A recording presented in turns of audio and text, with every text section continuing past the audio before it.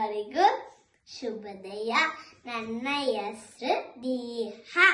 ನಾನು ಇವತ್ತು ಹೇಳುವ ಕಥೆಯ ಹೆಸರು ಚುರುಕು ಮೀನು. ಒಂದು ದಿನ ಮೀನುಗಾರನು ಮೀನು ಹಿಡಿಯಕ್ಕೆ ನದಿ ಹತ್ರ ಬಂದು ಮೀನಿನ ಬಲೆನ ಹಾಕಿದನು. ತುಂಬಾ ಮೀನುಗಳನ್ನು ಹಿಡಿದು ಅವುಗಳನ್ನು ಮಾರುಕಟ್ಟೆಗೆ ಮಾಡಲು ರುಚಿಸಿದ್ದ. ಮೀನುಗಾರನು ನದಿ ಹತ್ರ ಕೂತ್ಕೊಂಡಾಗ ಒಂದು ಶಬ್ದ ಕೇಳಿಸಿತ್ತು. ಮೀನುಗಾರನು ತುಂಬಾ ಮೀನುಗಳನ್ನು ಹಿಡಿಬಹುದು ಅಂತ ಬಲೆಯನ್ನ ತೆಗೆದು ನೋಡಿದಾಗ ಆಗ ಒಂದೇ ಮೀನಿತ್ತು.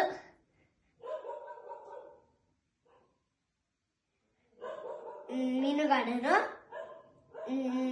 ಬಲೆಯಲ್ಲಿ ಕೈ ಹಾಕಿ ಆ ಮೀನು ಹಿಡಿದು ಹೋಗಿದಾಗ ಆ ಮೀನು ಹೀಗೆ ಹೇಳಿತ್ತು, ನನ್ನನ್ನ ನೀರಲ್ಲಿ ಬಿಟ್ಟು ಬಿಡು, ನಾನು ನಾಳೆ ಎಲ್ಲ ಸ್ನೇಹಿತ ಮೀನುಗಾರನು ನದಿಯ ಬಳಿ ಕರ್ಕೊಂಡು ಬರ್ತೀನಿ.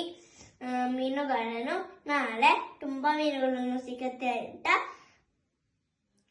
ನೀರಲ್ಲಿ ಬಿಟ್ಟು ಹೋಯ್ದ. ಹಂಗೆ ಮತ್ತೆ ಆ ಮೀನು ಚಟುಲ. ಅದಕ್ಕೆ ಅದರ ಜೀವ ಉಳಿಸಿಕೊಂಡಿತ್ತು.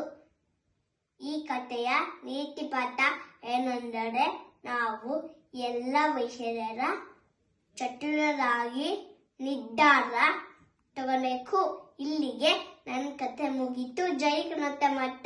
ಧನ್ಯವಾದಗಳು.